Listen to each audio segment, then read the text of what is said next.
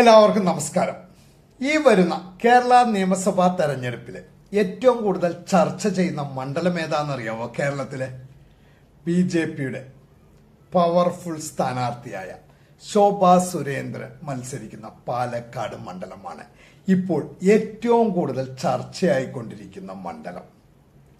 UDFന്റെ നേതാക്കന്മാരെ ചർച്ചയ്ക്ക് വിളിച്ചിട്ടുണ്ടെങ്കിൽ, എവിടെ ചർച്ചയ്ക്ക് വിളിച്ചിട്ടുണ്ടെങ്കിലും ഒരു 10 പ്രാവശ്യമെങ്കിലും അവർ പാലക്കാട് മണ്ഡലത്തെക്കുറിച്ച് പറഞ്ഞിരിക്കും.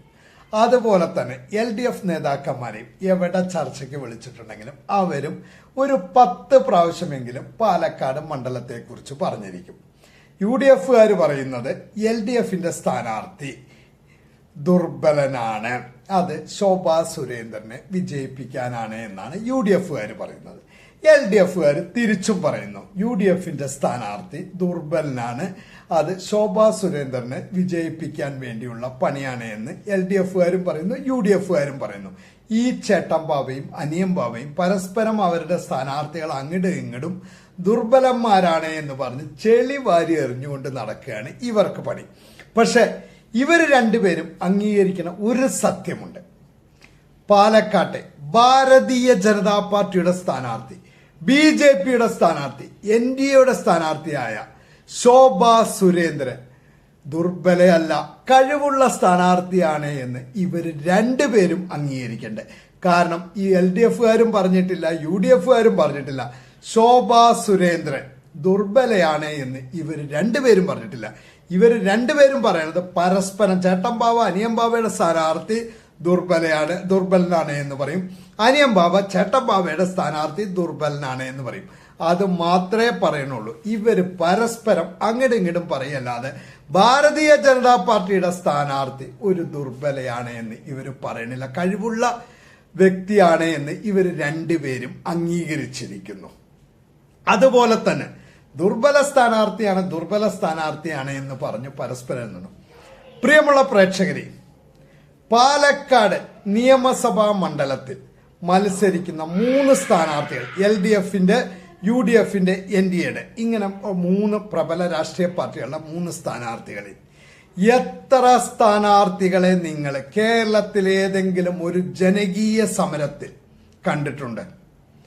എത്ര സ്ഥാനാർത്ഥികൾ, ഈ 3 സ്ഥാനാർത്ഥികളിൽ എത്ര സ്ഥാനാർത്ഥികളെ നിങ്ങൾ പൊതുജനങ്ങളുടെ ഒരു ആവശ്യവുമായി പറഞ്ഞുകൊണ്ട് മുന്നോട്ടിറങ്ങി ഒരു സമരം നയിക്കാനോ അല്ലെങ്കിൽ ഒരു സമരമുഖത്തോ എത്ര സ്ഥാനാർത്ഥികളെ കണ്ടിട്ടുണ്ട്? ആകെ നിങ്ങൾ കണ്ടിരിക്കുക ഒരേ ഒരു മുഖം മാത്രമേ ഉണ്ടാവുകയുള്ളൂ. ശോഭാ സുരേന്ദ്രന്റെ മുഖം മാത്രമേ ഏത് കേരളത്തിലെ ജനകീയ സമരങ്ങളിൽ കണ്ടിട്ടുണ്ടായിരിക്കുള്ളൂ. LDFന്റെ സ്ഥാനാർത്ഥിയും നിങ്ങൾ കണ്ടിട്ടുണ്ടാവില്ല, UDFന്റെ സ്ഥാനാർത്ഥിയും നിങ്ങൾ കണ്ടിട്ടുണ്ടാവില്ല. ഇപ്പൊ കേരളത്തിൽ വേണ്ട, പാലക്കാട്ടെങ്കിലും, ഞാൻ പാലക്കാട്ടുകാരനാണ്, 45 വയസ്സായി എനിക്ക്. ഇന്നേ വരെ പാലക്കാട് ഒരു ജനകീയ സമരത്തിലും, കേരളത്തിന്റെ മൊത്തം വേണ്ട, പാലക്കാട്ടെങ്കിലും ഒരു ജനകീയ സമരത്തിലും LDFന്റെ സ്ഥാനാർത്ഥിയായ NMR റസാഖിനെയോ അല്ലെങ്കിൽ UDFന്റെ സ്ഥാനാർത്ഥിയായ രമേശ് പിഷാരടിയോ ഞാൻ കണ്ടിട്ടില്ല. എന്നിട്ടല്ലേ നമ്മൾ കേരളത്തിലെ മൊത്തം ജനകീയ സമരങ്ങളിൽ ഇവരുടെ മുഖങ്ങൾ കണ്ടിട്ടുണ്ടോ എന്ന് ചോദിക്കണ്ടേ? പാലക്കാട് മണ്ഡലത്തിലെങ്കിലും ഇല്ല. NMR റസാഖ് പാലക്കാട്ടുകാരനാണ് എന്ന് പറയുന്നത് ശരി, അദ്ദേഹം പാലക്കാട്ടുകാരനാണ്. പാലക്കാട് ഹോട്ടൽ വ്യവസായം നടത്തി ഒരു വ്യവസായ പ്രമുഖനാണ് അവിടുത്തെ. അല്ലാതെ അദ്ദേഹം ഒരു രാഷ്ട്രീയ നേതാവോ അല്ലെങ്കിൽ ഒരു ജനകീയനായിട്ട് ജനങ്ങളുടെ പ്രശ്നങ്ങളിൽ നേരിട്ടിടപെട്ട് പ്രവർത്തിക്കുന്ന ഒരു വ്യക്തിയൊന്നും അല്ല. അതുപോലെ തന്നെ രമേശ് പിഷാരടി, അദ്ദേഹം UDFന്റെ സ്ഥാനാർത്ഥി, അദ്ദേഹം ഒരു ഹാസ്യ നടനാണ്, ഫിലിം മേഖലയിലുള്ള ഒരു ഹാസ്യ നടനാണ്. അദ്ദേഹത്തെ എവിടെ ജനകീയ പാലക്കാട്ടുകാരനാ എവിടെ ജനകീയ പ്രക്ഷോഭത്തിൽ കണ്ടിരിക്കുന്നു? എവിടെയും കണ്ടിട്ടില്ല. ആകെ കണ്ടിരിക്കുന്നത് നമ്മൾ പാലക്കാടും കേരളത്തിലും സാധാരണക്കാരുടെ ജനങ്ങളുടേതായ പ്രശ്നങ്ങളിൽ ഇടപെട്ട് സമരം നടത്തുന്ന ഒരേ ഒരു മുഖത്തെ ഈ പാലക്കാട് 3 പ്രമുഖ രാഷ്ട്രീയ പാർട്ടികളുടെ സ്ഥാനാർത്ഥികളെ കണ്ടിട്ടുള്ളൂ. ഭാരതീയ ജനതാ പാർട്ടിയുടെ സ്ഥാനാർത്ഥിയായ ശോഭാ സുരേന്ദ്രനെ മാത്രമേ കണ്ടിട്ടുള്ളൂ, ബാക്കി 2 പേരെയും എവിടെയും കണ്ടിട്ടില്ല.